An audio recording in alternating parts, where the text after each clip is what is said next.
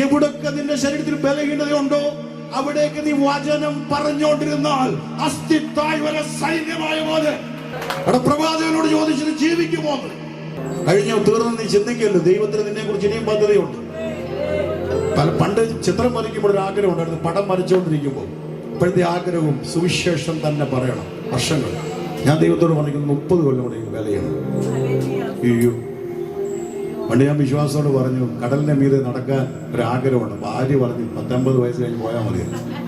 പോയാലെന്ത് ചെയ്യും? 80 ആണെങ്കിൽ പിന്നെ ആകുവാണെങ്കിൽ നല്ലൊരു ചരമക്കുറിപ്പ് ഒന്നും അല്ലേ കർത്താവിന് വേണ്ടി നടന്ന കടലിന്റെ മീതെ.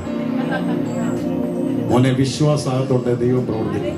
മുടങ്ങിക്കിടന്ന എന്തെങ്കിലും വിഷയം ഉണ്ടെങ്കിൽ ദൈവം റീസ്റ്റാർട്ട് ചെയ്യാൻ പോകും. ദൈവത്തിന്റെ വചനം ഇങ്ങനെ പറയും, നിങ്ങൾ നല്ല പ്രവൃത്തി ആരംഭിച്ചവർ യേശു ക്രിസ്തുവിന്റെ നാളോളം.